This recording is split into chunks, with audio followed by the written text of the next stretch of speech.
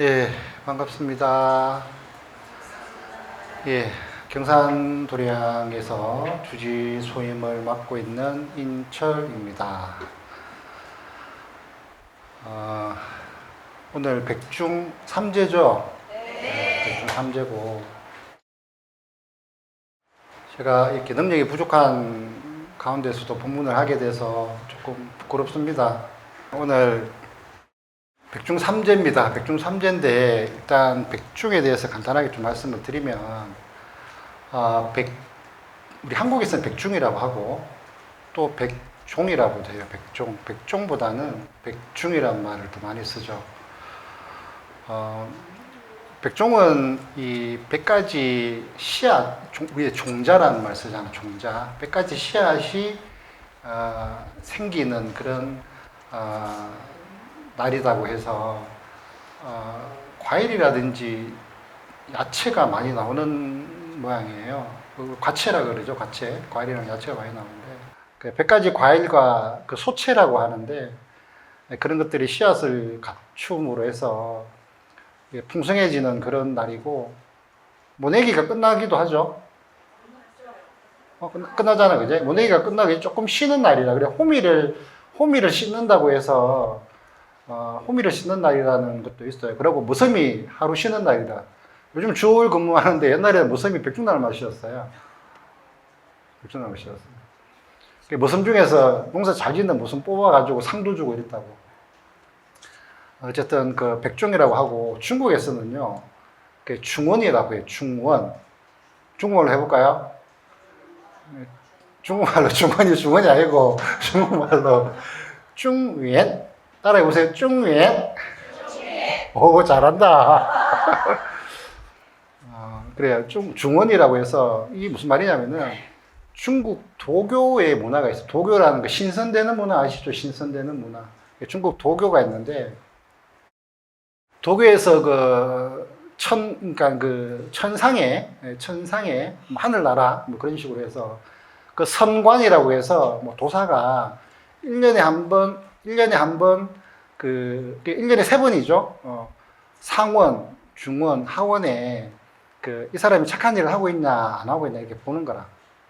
보는데 그 상원은 연초겠죠. 연초. 하원은 연말쯤이고 7월 정도 되면은 1년 중간쯤 되잖아요. 그죠? 그래서 중원이라 그래가지고 착한 일을 하는지 안 하는지를 보는 것을 원이라고 하고 중간 되는 어떤 달에 본다고 해서 중원이라고 해요. 중원. 중국에서는 백중이라는 말을 잘 안 쓰고 그냥 중원절, 중원지혜라고 하는데 중원지혜라고 그래요. 불교에서는 백중을 뭐라 그러죠? 우란분절이라고 하죠. 불교에서는 우란분절이라고. 외국에서는 뭐라 하는지 아세요? 외국에서는 특별하게 지칭하는 말이 없었는데 각 나라의 차이나타운에서 이 중원제를 하거든요. 중원제 행사를 해요. 중원제 행사를 많이 하니까는 외국에서는 차이나타운에 중원제 행사를 하는 걸 보고 고스트 페스티벌이라 그래가지고 귀신의 어떤 축제하는 날, 귀신 축제하는 날, 귀신이 배불리 먹는 날이거든. 그게 페스티벌이라 해서 고스트 페스티벌이라고 해요. 진짜로 고스트 페스티벌이라고 하죠. 서양에도 약간 비슷한 문화가 있죠. 뭐예요? 할로윈데이라고 있죠. 그것도 마찬가지로 원래는 할로윈데이는 11월 1일 날 가톨릭에서 성인들, 그러니까 돌아가셔야지 성인이 되는 거거든요. 가톨릭에서는 모든 성인 대축일이라 그래가지고 돌아가신 분 성인들을 기념하는 날이 11월 1일인데 그 전날 이부 그 전날 하던 축제의 개념이 할로윈이었는데 그게 마찬가지로 이렇게 귀신들에게 뭐 음식을 제공하고 하는 그런 개념이라고 보시면 돼요. 비슷하게. 그게 백중이다 라고 생각하시면 됩니다. 그리고 우리 뭐 불교에서 백중은 우란분절이라 그래가지고 산스크리트예요. 산스크리트고 우란분이죠. 우란분. 우란분절이라고 해서 산스크리트고 우란이라는 말은 한자로는 도현이라고 번역해요. 도현, 도현, 도현. 따라해보세요. 도현. 도현이 뭐냐면은 거꾸로 매달리는 거예요. 거꾸로 매달리는 거. 여러분들 거꾸로 한 매달려 봤어요? 거꾸로 매달려 보신 분? 어? 뭐 하면서? 아, 철봉. 여러분 거꾸리 안 하세요? 거꾸리? 나 거꾸리 하는 거 되게 좋아하는데 허리 시원하게 막 이렇게 쭉 펴지는 게 가끔은 거꾸로 매달리는 게 건강에 좋은데 거꾸로 매달리는 것을 도연이라고 하는 거예요. 분이라는 거는 구제한다. 구제한다라는 뜻이에요. 그러니까 우란분이라는 거는 거꾸로 매달린 사람을 구제한다 이런 뜻이에요. 거꾸로 매달린다라는 거는 그게 힘들고 어렵다는 이야기거든요. 힘들고 어렵다는 표현을 옛날에는 거꾸로 매달리는 게 힘들고 어려운 것 같아요. 요즘에는 어떻게 하면 힘들고 어려워요? 돈 없으면 힘들고 어렵지.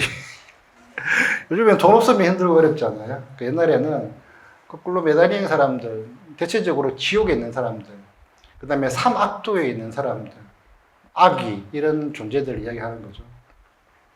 원래는 이 우란분절은 우란분경이라는 경전에 보면은 부처님의 제자 중에 목련존자라고 있어요. 목련존자.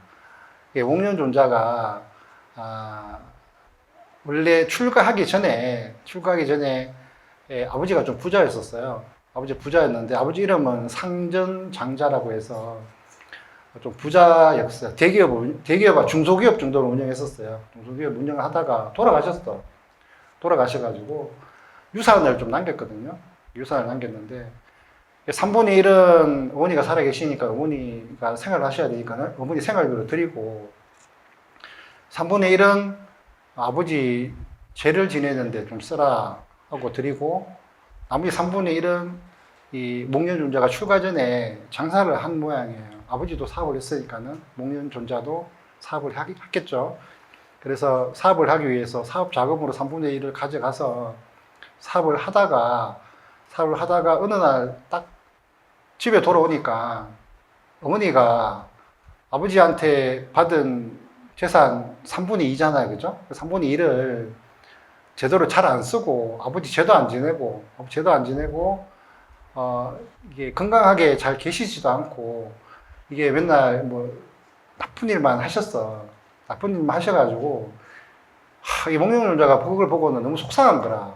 속상해가지고 출가를 해버려요. 출가를. 어머니가 아버지가 힘들게 모은 돈을 정말 아끼고 가난하고 어려운 사람들한테 베풀고 또 아버지를 위해서 왕생락을 반원드리면서 제도 지내고 이렇게 해야 되는데 그렇게 안 하고 흥청망청 써버리고 막 이렇게 그렇게 좋지 못한 곳에 막 쓰고 이랬던 거죠. 그래서 우리 목련존자께서 요즘 말로 열받아가지고 그냥 출가해버렸어요.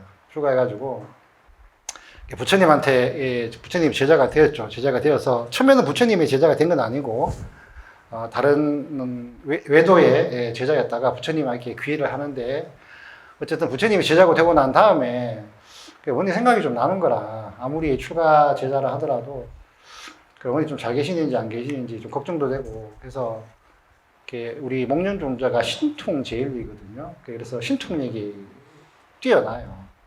그래서 본인의 신통력으로 어머니가 뭐 하시는지 딱 봤어요. 보고 있으니 어머니가 이미 돌아가신 게 문제가 아니고 지금 이 지옥도에도 있고 또 아기도에 있는 거라. 아기도. 그러니까 사막도 안에 계시는 거지.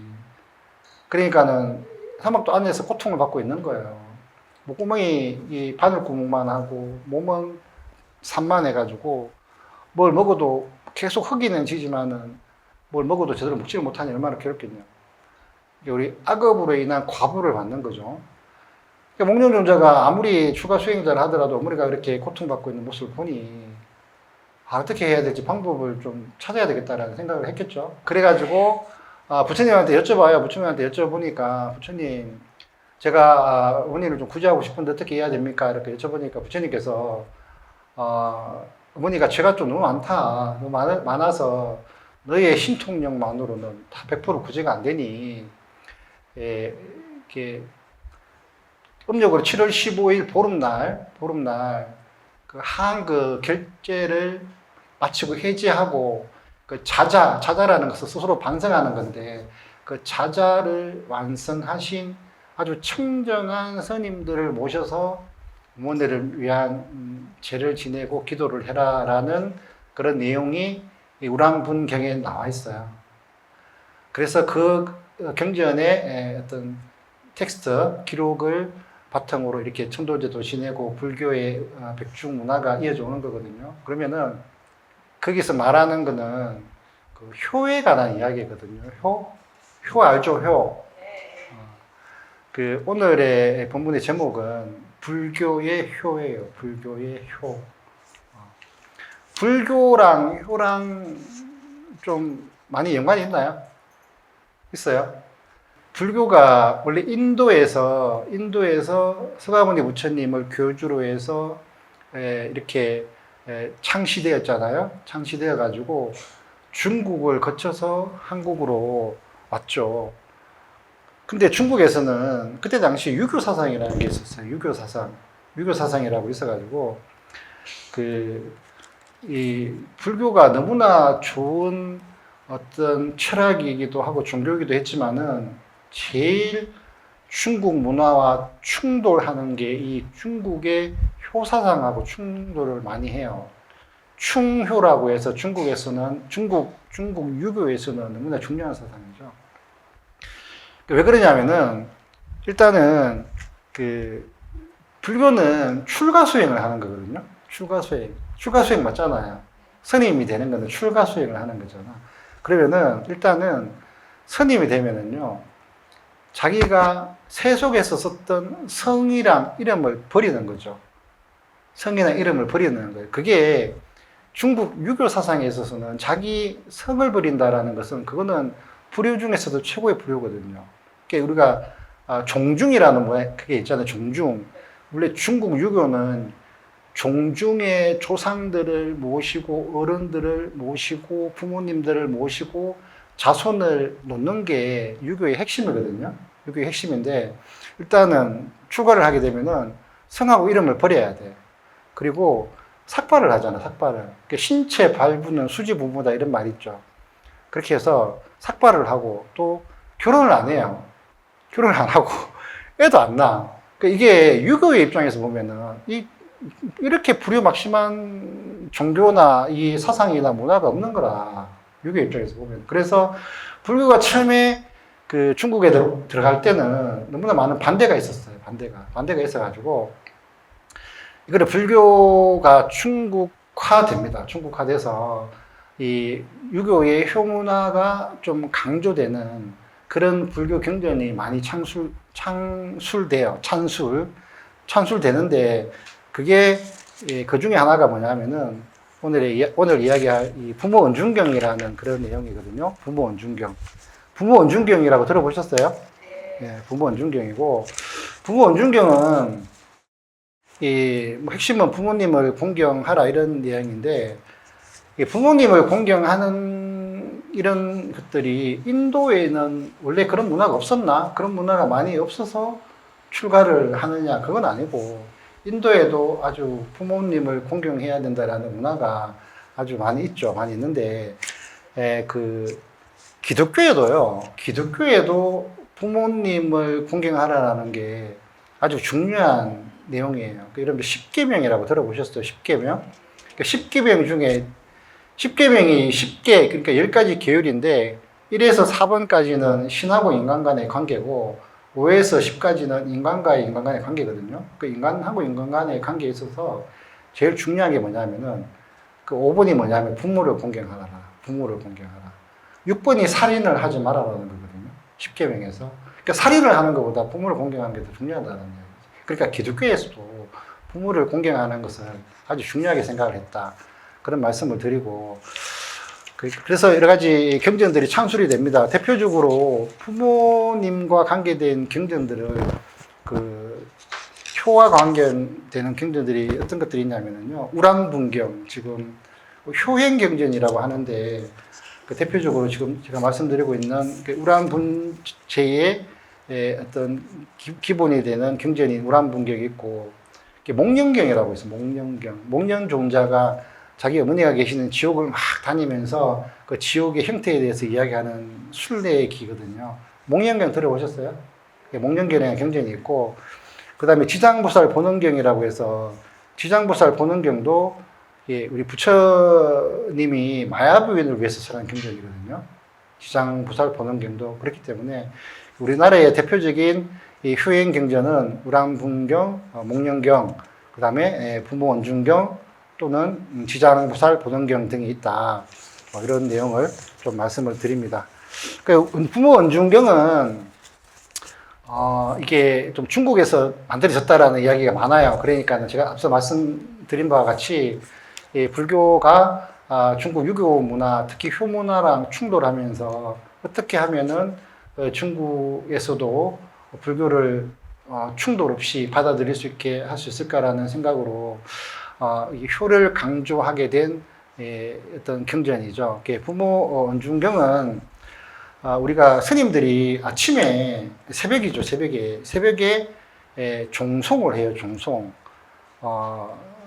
보통 원차, 종성, 변법계 이렇게 하면서 쭉 종송을 하거든요. 하는데 항상 그 종송에도 다생부모 십종 대은이라고 이 부모 언중경에 나오는 그 부모님의 10가지 은혜에 대해서 이야기를 해요. 한번 해볼게요. 일단은 다생부모 십종 대은 나무아미타불 회탐수원 임산수고은 생자망원 연고토감은 회관취습은 유포양육은 세탁부정은 원행응념은 유조악업은 구경연리는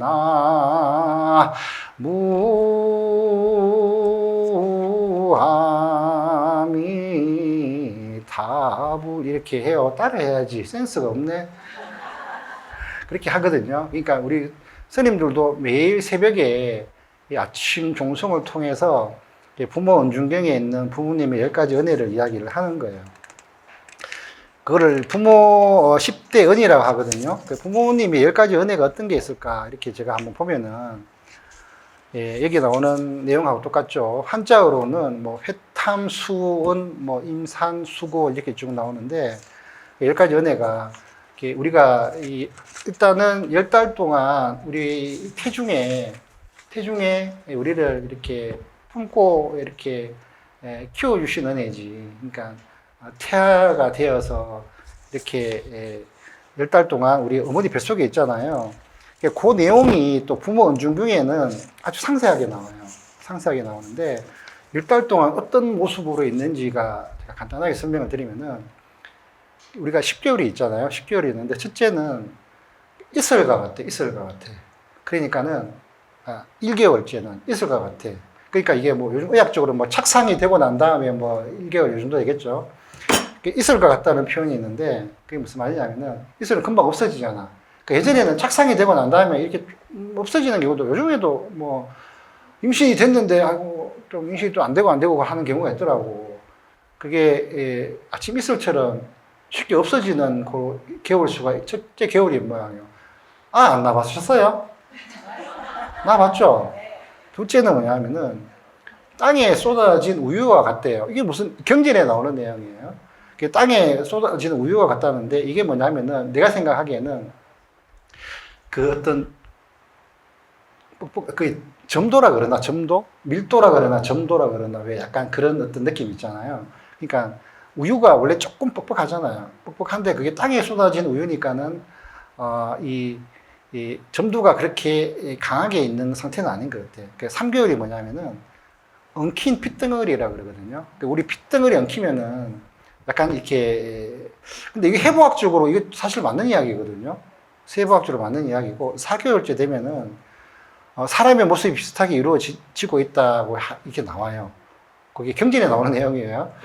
그러니까 원래 지금 법적으로도 지금은 제가 정확하게 잘 모르겠지만은 그 예전에 임신 중절 수술할 때 4개월 전에는 좀 괜찮고 4개월 이후에는 좀 안 되고 이런 게 있었잖아요. 그러니까 이런 내용들도 우리 경전에 있는 내용하고 거의 비슷한 거라. 부모 은중경에 되어 있는 내용.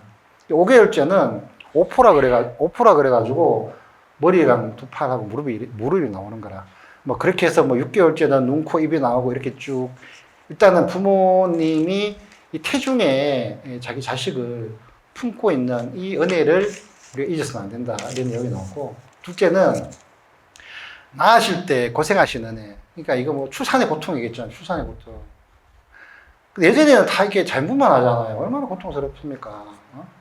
거기에 대한 고통에 대한 은혜가 우리 자식들 잊으면 안 된다. 그 다음에 이게 쓴 것은 삼키고 단 것은 뱉어주는 은혜라고 이렇게 이야기하는데 이게 뭐냐면은 그냥 자식에게 이게 조금이라도 좋은 거는 자식에게 먹이고 부모님들은 그냥 맛없고 쓴 것을 드셨다라는 이야기겠죠. 요즘도 그렇죠? 요즘도 맛있는 게 있으면 자식 주고 싶고 그러잖아. 그런 이야기고. 그 다음에 젖은 곳은 부모님이 눕고 마른 곳에는 우리 자식을 누였다라는 이야기 있는데 그 다음에 더러운 것을 씻어주는 은혜라고 있고 더러운 것이라는 것은 뭐 육체적인 더러움과 정신적인 더러움을 다 포함할 수 있겠죠. 멀리 떨어져 있으면 걱정하신 은혜 그 다음에 자식들을 위하여 굳은 일을 하신 은혜 이 굳은 일을 하신 은혜 안에는 악업도 포함되는 거라. 악업 그러니까 자식을 위해서 짓는 악업을 감당을 하시면서 부모님들은 이 자식을 사랑을 주시는 거죠. 마지막에는 뭐 끝까지 사랑하시는 은혜 이렇게 나눌 수가 있는데 이 부모님에 관한 은혜에 대한 어떤 경전인 부모 이게 은중경이 이 노래로 바뀐 게 양주동 박사라 그래가지고 아주 유명한 한학자인데 이분이 그 지은 노래 중에 어버이 노래라고 있어요. 어버이 노래 아세요? 네. 그렇게 해서 불교에서도 효를 중요하게 생각한다. 우리가 이렇게 백중천도제를 지내는 것도 이게 불교의 효문하다 이런 말씀을 좀 드리고 싶고 사실 이런 문제는 여러분들이 다 잘 아시는 이야기인데 조금 다른 이야기로는 그러면은 인도에서는 부처님이 계셨던 인도에서는 어떤 문화가 있었을까요? 인도에서는요. 그 인간이 살아가는 목적을 네 가지로 이야기해요. 인간이 살아가는 목적 네 가지. 부처님 당시에도 이런 문화가 있었어요. 그 첫째는 뭐냐 하면은 그 다르마 따라해보세요. 다르마라고 해서 우리가 달마대사 할 때 그 달마랑 같은 뜻이에요. 우리가 법이라고도 번역하잖아요. 이게 우리 한국 불교에서는 법이라고 하면은 부처님의 법 이렇게 말씀을 할 수 있지만은 원래의 다르마의 의미는 그 삶을 살아가는 데 있어서의 올바르고 바른 방법을 이야기하는 거거든요. 그게 다르마. 그러니까 인간이 살아가는 목적을 네 가지로 이야기할 수 있는데 첫째는 올바르고 정의롭게 살아가는 다르마가 있어요. 다르마. 둘째는 따라해보세요. 아르타는 뭐냐면은 사실 재산을 이야기하거든요. 재산. 그러니까 인도 고대 전통으로도 사실 이 재산을 모으는 건 좀 중요했었어요. 재산을 모으는 거. 재산을 좀 축적해 나가는 게 인간이 살아가는 목적 중에 또 하나였었어요. 재산이 있어야지 좀 약간 행복한 삶을 영위할 수가 있었겠죠, 그죠? 셋째는 뭐냐면은 따라해보세요. 까마라는 게 욕망을 이야기하는 거거든요. 욕망, 뭐 소원이 이루어지고 또 욕망을 성취할 수 있는 그것도 인간이 살아가는 목적 중에 하나다. 우리가 뭐 식욕, 뭐 성욕이라고 하는 대표적인 욕망들도 어떻게 보면 인간이 그 욕망 때문에 살아가는 거일 수도 있거든요. 네 번째가 뭐냐면은 목샤 따라해보세요. 목샤는 뭐냐면 해탈이라 해탈. 우리가 왜 수행하면서 해탈을 이룬다라는 표현이 있잖아요. 그게 인도 부처님이 계셨을 당시에도 이 다르마, 아르타, 까마, 목샤라는 이게 푸르샤 아르타라고 하는데 이런 인도인들의 삶의 목적이 있었어요. 인간으로서의 목적이 있었어요. 이거를 이러한 목적을 성취하기 위해서 네 가지 생활 단계가 있었거든요. 네 가지 생활 단계. 그게 아슈라나라고 했었어요. 아슈라나. 따라해 보세요. 아슈라나. 아슈라나라고 했는데, 첫째는 학생기라고도 하고 범행기라고도 하는데, 배우는 시기예요. 배우는 시기. 이게 우리 인도의 4대 계급이 있잖아요. 브라흐만, 크샤트리아, 바이샤, 슈드라가 있는데, 슈드라는 천민이죠. 이야기 들어보셨죠? 슈드라는 여기에 해당이 안 돼요. 슈드라는 아슈라마에 해당이 안 돼요. 해당이 안 되고, 브라흐만, 크샤트리아, 바이샤만 해당이 되는데, 브라흐만은 8세, 크샤트리아는 11세, 바이샤는 11세 때부터 19세 때까지 열심히 배우는 거예요. 그것을 학생기라고 하거든요. 일단은 열심히 배워. 우리도 똑같죠? 시기도 비슷하죠? 보통 초등학교 들어가서 19세면 고등학교 졸업할 때까지 배우는 시기인 거라. 배우는 시기에는 열심히 배워야 돼. 그렇게 해야 돼. 그렇게 배우고, 둘째는 가죽이라고도 하고 가정기라고도 하는데, 제가 지금 인도의 고대의 어떤 삶의 방식을 이야기하는 거예요. 사람들이 따랐던 가죽이라고도 하고 가정기라고도 하는데, 뭐냐면은 결혼해서 자식을 놓는 거예요. 어쨌든 인도에서도 20세부터는 결혼해서 애 놓고 살고, 그 다음에 인생의 즐거움도 맛봐야 되는 거라. 아까 말씀드렸던 그 욕망을 이루는 그 까마도 경험해봐야 되는 거야. 까마를 경험해보고, 욕망도 충족해보고, 결혼도 놓고, 조상, 그러니까 인도의 신들을 이야기하는 거겠죠. 조상이나 신들을 또 제사도 지내고, 또 스승에게 보답도 하고 하는 시기가 이 가죽이에요. 그 다음에는, 자, 20세가 지나잖아? 20세가 지나고, 다음 주기는 임주기라고 했죠. 임주기. 임주기는 뭐냐면은 숲을 임자거든요. 숲에 머무는 주기라 그래가지고, 내 자식이 20세가 되면은, 내가 가진 모든 재산, 권력들을 다 자식한테 물려주고, 그 자식이 다시 20세가 되어서 그 가주기를 경험하게끔 놔두고, 아버지는 숲으로 떠나야 돼. 숲으로 떠나. 그걸 임주기라고 해요. 임주기. 근데 저는 이게 참 좋은 게, 요즘에는 자식이 20살 돼도 부모님이 먹여 살리기 바쁘잖아요. 안 그래요? 이거 한국이나 동양에만 있는 문화지, 서양에는 절대 자식이 성인인데도 부모가 먹여 살리려고 애쓰는 문화가 요즘에는 조금 늘어났다고 하던데, 예전에 이런 문화가 없었거든요. 그래서 이 부모는 자식이 20살이 되면은 재산 물려주면 다 어디 방탕하게 쓰나? 어쨌든 물려주고 숲속으로 들어가는 거야. 그래서 명상을 하면서 금욕생활을 하는 거예요. 금욕생활을 하고, 그 다음에 마지막 4단계는 유행기라고 해서 숲에서 명상을 마치고, 이제 촌락이나 읍내, 그러니까 시내 사람들이 많이 모여 사는, 중생들이 많이 모여 사는 곳으로 가서 탁발을 하면서 일체의 유대관계는 끊고, 이렇게 중생들에게 설법을 전하고 교화를 하는 거예요. 그걸 유행기라고 해요. 이렇게 해서 유행기에 있는 분들을 우리가 사문이라고 하거든요. 사문이라고 하고, 부처님도 사문이었었어요. 사문이었는데, 부처님이 과거에 다른 사문들과 다른 점은, 부처님은 가주기를 제대로 안 마치시고 출가를 하셨어요. 무슨 뜻인지 아시겠어요? 부처님 아들이 누구예요? 원래는 나홀라가 20세가 되면은, 임주기를 통해서, 유행기로 가야 되거든. 근데 부처님은 생략하고, 이 가주기를 제대로 안 마치시고, 이 유행기로 가셨던 거라.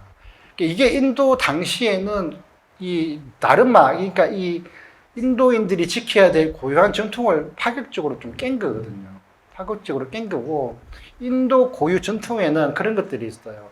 가주기를 제대로 안 하고 출가를 하면은 그거는 큰 죄다라는 이야기겠거든요. 어쨌든 부처님은 그때 당시에 인도의 어떤 가주기, 임주기, 유행기의 문화에서 그 틀을 깨고 좀 출가를 하신 분이다. 이렇게 이야기를 할 수가 있는 거죠. 그렇게 해서 나중에 그런 이야기가 있어요. 라울라가 이 부처님이 라울라를 놓고 여러분들이 알고 계시는 거는 부처님이 라울라를 놓고 출가를 했다라고 알고 계시는데 다른 텍스트를 보면은요 라울라를 임신시키고 출가했는데 그 임신시키고 출가해서 6년 동안 구행하시잖아요. 그 구행을 하고 돌아오는 날에 라울라가 태어났다 이런 이야기도 있거든요. 이게 임신기간이 6개월이에요. 그러니까 그런 이야기들이 있는 거는 뭐냐면은 그만큼 이 가주기를 제대로 채우지 못하고 출가한 분에 대한 여러 가지 이야기가 있는 거죠. 그래서 어떤 인도 당시에는 이런 출가 문화와 이 4단계의 생활 문화가 있었던 거죠. 그렇게 해서 그게 중국으로 넘어오면서 이렇게 불교와 중국 유교와 충돌을 하면서 우리 중국 효 사상이 경전들과 이렇게 좀 결합해서 여러분들이 잘 알고 계시는 이 우람분절이라든지 이런 부모님에게 효를 다하고 또 조상에게 제사를 많이 지내는 그런 경전이 좀 창수되게 된 계기가 아닌가 이런 생각이 들어요. 지금 이 부모 은중경에서 이 부모님에게 이렇게 그 은혜가 많은데 물어요.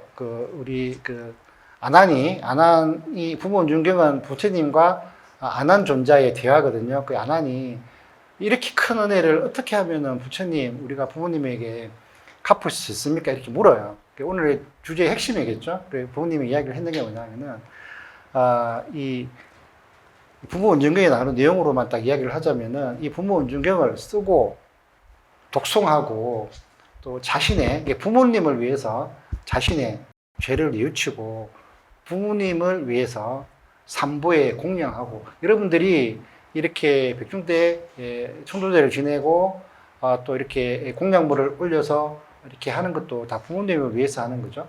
부모님을 위해서 또 제게 몸과 마음을 깨끗하게 하고, 그 다음에 보시하고, 복을 지어라 라고 경전에 나와 있어요. 부모 은중경에 그대로 나와 있는 거예요.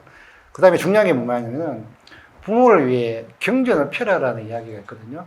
이거는 뭐냐면은, 예전에는 이 경전 청안근이 엄청나게 중요했었어요. 중요했기 때문에, 이 청안근을 보시하는 게 어마어마한 공덕이 있어요. 요즘 책 잘 안 보죠? 요즘 뭐 봐요? 유튜브 보잖아. 유튜브. 그러면 요즘에는 여러분들이 이 경전을 한 권 공략하는 게 유튜브에 좋아요, 구독 누르는 거랑 좀 비슷하다고 보시면 돼요. 아시겠죠? 막 그게 많이 이 좋아요, 구독을 많이 누름으로 해서 조회수가 늘어나면은 많은 사람들이 이 불교라는 어떤 영상이나 미디어를 접하게 되는 거고, 그러면은 조금이라도 더 불교와 이렇게 접촉할 수 있는 그런 기회가 많아지는 거죠. 여러분들이 경전을 직접 펼 수는, 물론 경전 자체를 이렇게 보시하는 것도 괜찮지만은, 우리 불교와 관련되어 있는 그런 미디어들을 잘 보시고 또 공부하시고 이해하시고 또 많이 추천하시는 것도 이 경전을 펴는 공덕과 같다.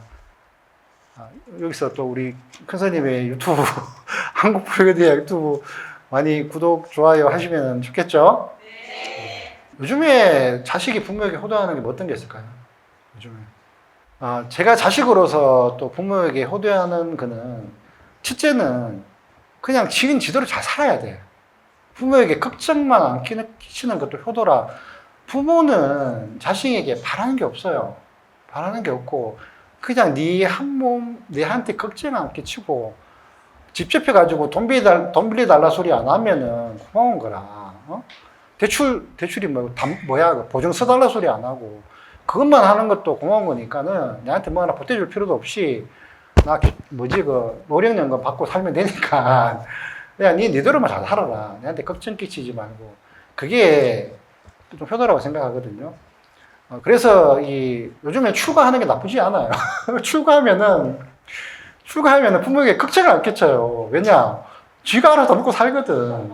지금 우리 어머니가 저한테 그렇게 이야기해요. 출가한 자식이 지금 걱정이 안 되는 거라. 먹고 살 걱정이 안 하잖아. 동생이 하나 있는데, 동생도 대구 경북에서는 제일 좋은 대학교 나오고, 또 뭐 마누라는 뭐 의사고 이래 해도 걱정인 거라 이게. 요즘 의사들도 다 잘 나가나? 그리고 뭐 대기업 다닌다고 해서 뭐 다 뭐 잘 되나? 이게 나이 먹으면 정시직 해야 되고 또 의사들도 장사 안 되는 데는 또 장사 안 되거든. 그게 뭐 걱정인 거라. 내 걱정은 안 해. 내가 제일 잘 나가요. 내가 제일 잘 나가. 박수 한번 주세요. 예. 요즘에 현은 부모 걱정시키지 마라. 그리고 부모한테 자식 맡기지 마라. 시자식을 부모한테 맡기지 마라. 여러분들 스스로도 자식 보려고 애쓰지 말고 그냥 열심히 인생의 어떤 마지막 단계인 60대 정말 건강하게 보내시고 여러분들 하고 싶은 거 하시면은 70대 이후로는 건강이 안 좋아지면은 사실 병원 가기가 좀 바빠요. 병원 가기 바쁘기 때문에 그렇게 하시는 거고 제가 원래 우리 부친의 어떤 상을 좀 뭐 이렇게 일을 치렀는데 제가 좀 드리고 싶은 말씀은 뭐냐면은 그 요양병원이나 요양원에 가는 거 있죠. 이건 제가 좀 말씀을 드릴게요. 저는 사실 이 부모 아버님이 건강이 안 좋아졌을 때부터 꾸준하게 아버지를 지켜봤었어요. 거의 일주일에 2번, 3번 이상 제가 칠곡에 소임을 살 때 집이 칠곡이었거든요. 정확하게 말하면은 칠곡에서 조금 벗어난 곳이었지만 차로 한 15분, 10분에서 15분만 가면 되는 곳이었기 때문에 자주 들렸었어요. 자주 들려가지고 부모님이 돌아가시는 과정을 좀 살폈고 또 제가 부모님이 돌아가시는 과정을 겪는 제 스스로의 모습도 살폈고 두 가지의 모습을 좀 살폈었어요. 살폈는데 뭐 이런저런 이야기를 다 드릴 수는 없지만은 제가 드리고 싶은 말씀은 요양원이나 요양병원에 부모를 모실 수밖에 없는 현실이지만 저도 한 보름 모셨어요. 보름 모시고는 뼈가 왔어. 현실이지만 가급적이면 집에서 돌아가시게 하는 게 정말 좋다. 가족과 함께 마지막 생을 정리하시면서 돌아가게 하시는 게 좋다. 저희 아버님은 집에서 돌아가셨어요. 저희 아버님 집에서 돌아가셨고, 제가 큰절에서 자비도량 차법 수업하는 날이었는데, 그날 돌아가셨는데, 집에서 돌아가셨고, 중요한 거는 아버지는 돌아가시기 전에 3일 전까지만 해도 웃으셨어요.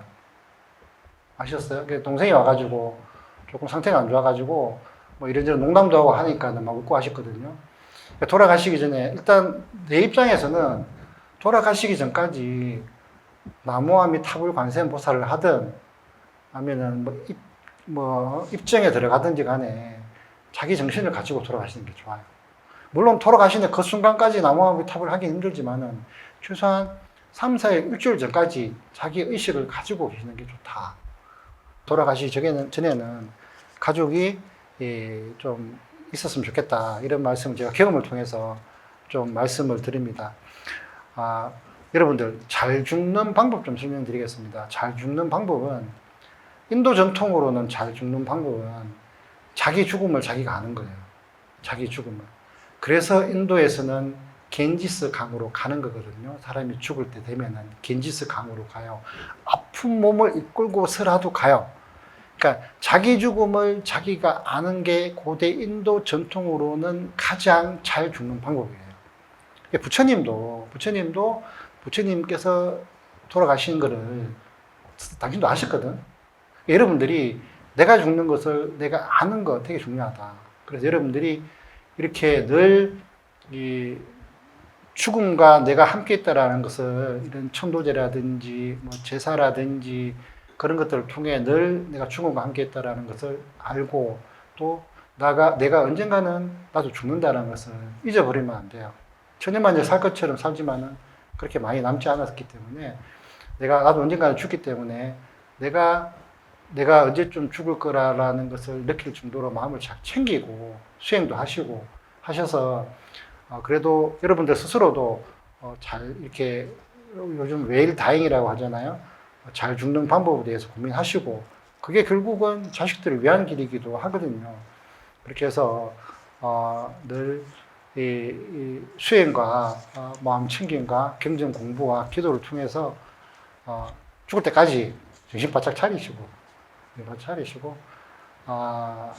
정말 내가 이제 좀 내 인연이 다 됐구나를 느낄 정도의 그런 마음 공부하시고 건강도 유지하시고 최소한 죽기 3일 전까지는 웃으시고 이렇게 해서 집에서 좀 잘 돌아가셨으면 좋겠다. 뭐 그런 말씀을 또 드리면서 부모에게 효도하는 것은 너무나 중요한 일이죠. 우리 불교에서도 우리 이렇게 백중천도제를 모시고 늘 경전 살림법회 하는 것도 부모에게 비록 돌아가셨지만은 부모에게 효도하는 일이다 이렇게 생각하고 열심히 참석하시고 내가 부모에게 효도를 해야 자식들도 내에게 효도를 합니다. 그렇기 때문에 열심히 효도하고 또 여러분들 스스로도 부모님들처럼 또는 조상님들처럼 언젠가는 죽는다. 나의 마지막을 어떻게 잘 정리할 것인지를 고민하시고 또 건강하게 그 자기의 우리의 삶과 죽음이라는 것은 자연스러운 현상이니까 건강하게 삶과 죽음을 잘 받아들여서 우리가 수행의 공덕이 내가 죽을 때까지도 좀 따라가서 편안한 죽음이 되고 또 그런 편안한 죽음을 또 자식들에게 보여줘야지 자식도 그 죽음을 보고 자기 삶을 잘 이끌어가고 자식 또한 그렇게 편안한 죽음을 맞이하리라 생각을 합니다. 두서없이 이런저런 말씀 많이 드렸는데 오늘 여기서 마치겠습니다. 관세음보살